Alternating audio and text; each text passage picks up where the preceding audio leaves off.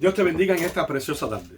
En el día de hoy te quiero compartir brevemente una reflexión sacada del Salmo 51, salmo que escribe David después de haber cometido un gran pecado y haberse alejado profundamente de Dios. El rey David, como todos conocemos, un rey bien importante en las Escrituras, un rey que gozaba del favor y la misericordia de Dios, un rey que puede enumerarse en un gran registro todas las hazañas realizadas, siempre y cuando estaba en toda fidelidad y comportamiento al lado de la presencia del Señor.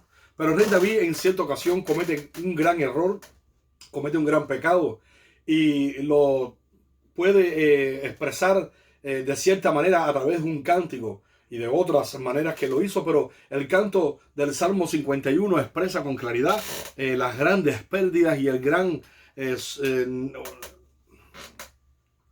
Salmo 51 expresa las dificultades que David presenta y al mismo tiempo las pérdidas mencionadas, y al mismo tiempo está relacionado con una gran y profunda necesidad de una reconciliación, de un perdón, de una transformación para su vida. El rey David, todos conocemos, un hombre que tenía una vasta experiencia, un hombre con grandes valores y grandes principios, escogido y separado por Dios de una manera sobrenatural, y al mismo tiempo ahora verse en tal condición. El rey David se acerca al Salmo 51, el cual te voy a leer a continuación, y expresa con gran necesidad la preocupación que tiene acerca de lo que está aconteciendo en su vida. En el versículo 1, el Salmo 51 expresa: Dios mío, tú eres toda bondad. Ten compasión de mí, tú eres mi compasión. No tomes en cuenta mis pecados. Después expresa en el versículo 2, quítame toda maldad. Quítame todos mis pecados. Sé muy bien que soy pecador y sé muy bien que he pecado. Lo reconozco, decía David. Al mismo tiempo se refiere en el versículo 4, a ti y solo a ti he ofendido. He hecho lo malo en tu propia cara. Tienes toda la razón para declararme culpable. No puedo alegar que soy inocente. Tengo que admitir que soy malo de nacimiento y que desde antes de nacer ya era un pecador. Tú quieres que yo sea sincero, por eso me diste sabiduría. Quítame la mancha del pecado. Y después dice, con una manera bien expresiva, dice: no te fijes de mi maldad, ni tomes en cuenta mis pecados. Dios mío, no me dejes tener malos pensamientos. Cambia todo mi ser. No me apartes de ti y no me quites tu Santo Espíritu.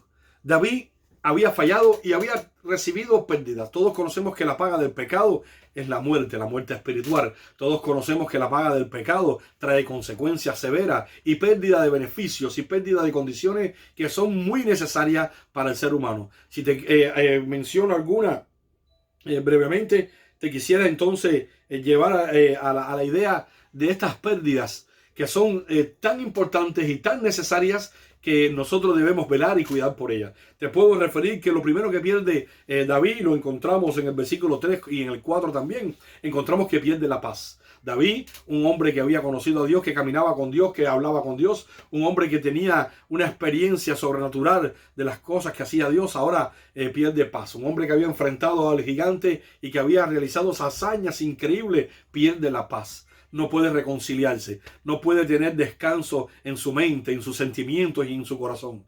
La paz es importante. La pérdida de la paz trae grandes consecuencias y trae un estrés que no es fácil de curar. La paz nos hace sentir alivio. Cuando uno siente paz en su corazón y paz para con los hombres y paz para con Dios, uno siente que vive en este mundo despreocupado de problemas, de pleitos, de contiendas, despreocupado de consecuencias. Cuando uno puede descansar en la almohada, reposar su rostro y su cuerpo y tener paz para dormir, es algo incalculable. David había perdido la paz y andaba preocupadísimo, porque sin paz lo que hay es tormento. Sin paz lo que hay es conflictos en la mente y en el corazón.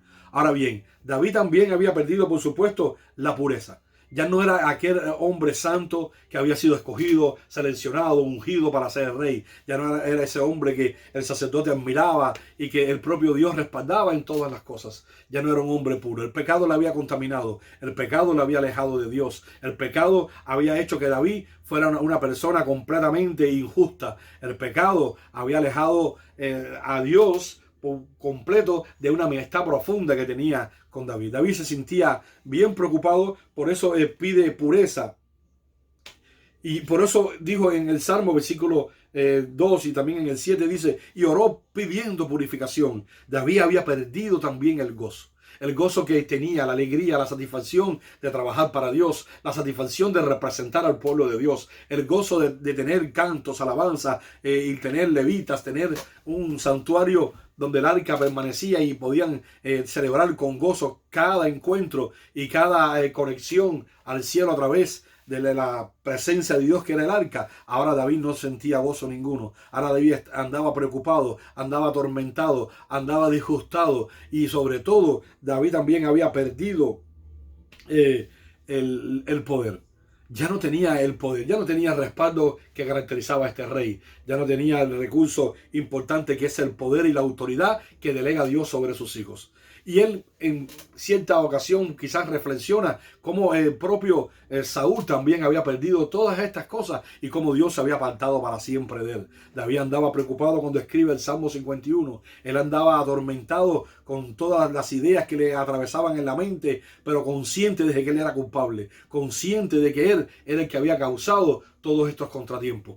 Ahora bien, te digo algo bien hermoso, querido hermano. Estas 4 condiciones no pueden faltar en nuestras vidas. Estas 4 condiciones que pierde David y que hace un gran reclamo, porque si sigues leyendo el Salmo, encuentras que David pide un corazón limpio, un espíritu recto, pide nobleza para su corazón y pide ser alejado de las tentaciones, pide tener un espíritu libre para poder tomar decisiones y que el espíritu no sea arrastrado por tentaciones, pide un espíritu puro para poder comunicarse una vez más con el Espíritu de Dios. Ahora bien, 4 condiciones bien interesantes. Lo primero que te mencioné es que David, por supuesto, perdió la paz.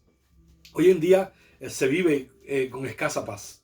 Solo el que conoce al Señor Jesús puede experimentar una paz verdadera, porque la paz necesaria para el ser humano, la que te puede suministrar descanso y despreocupación, es la paz que es sobrenatural. La paz que nos ofrece el mundo, la paz que nos ofrece aquel momento agradable o el recurso que llega a tu vida y te hace sacar una sonrisa, es una paz pasajera, es una paz que no va a permanecer. La paz de Dios es eterna. La paz de Dios trae como consecuencia un descanso y alivio para nuestra alma. Ahora bien, la paz es necesaria porque también nos hace reflejar lo que somos, hijos de Dios, que vivimos en paz, que vivimos unidos, que vivimos en una colonia amplia, inmensa, como las colonias que representan a cada ciudad.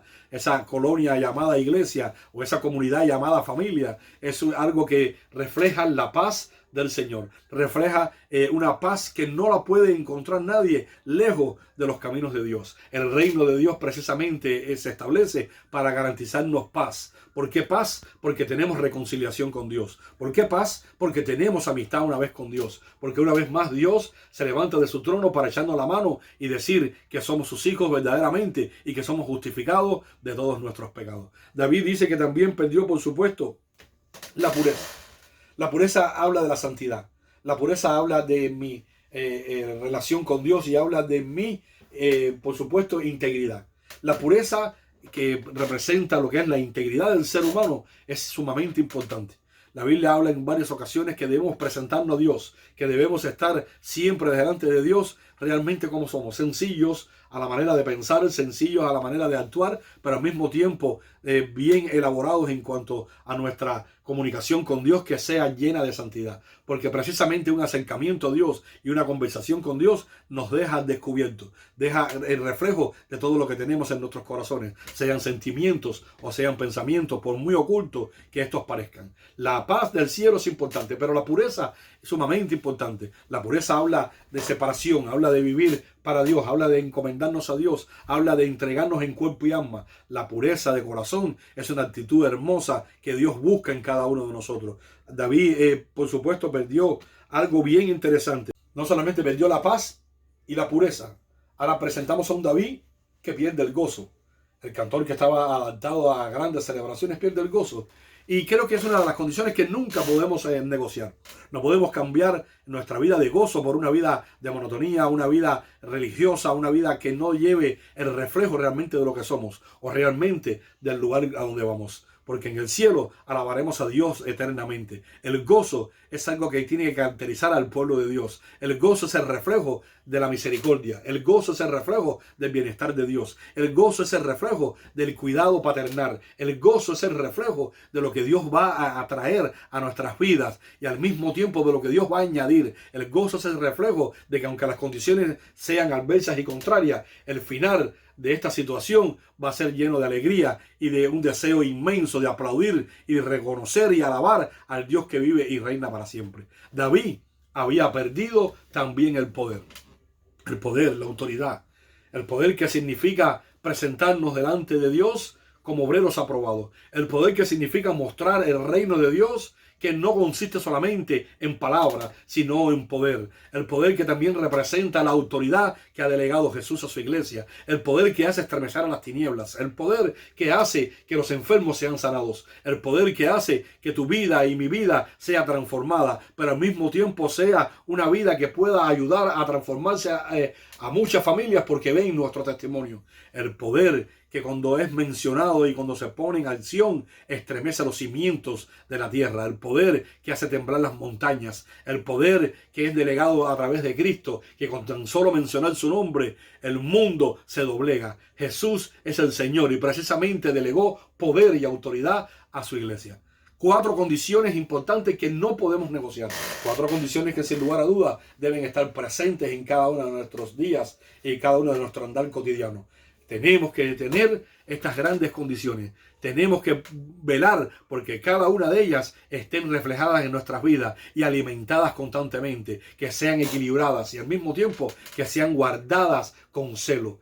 La Biblia habla, para terminar, habla de cuidar y guardar nuestra salvación con temor y temblor. La Biblia habla de guardar nuestra salvación con temor y temblor. Y al mismo tiempo también hoy quiero decirte que tenemos que guardar cada una de estas características, cuidarlas. Porque un día, como repito, o repetía al rato, vamos a presentarnos delante de Dios. Y Dios revisará nuestros frutos. Y estos frutos deben estar. El gozo debe estar. La pureza debe estar. La paz debe estar. Y debe estar el poder. El Señor te bendiga en este hermoso día, te guarde y haga todo lo que va a hacer con tu vida y sobre todo que tengas quietud, que tengas paz. El Señor está obrando a tu favor. El Señor está haciendo una obra extraordinaria para presentarla pronto y hacerte feliz. Gracias, paz y bendición abundante.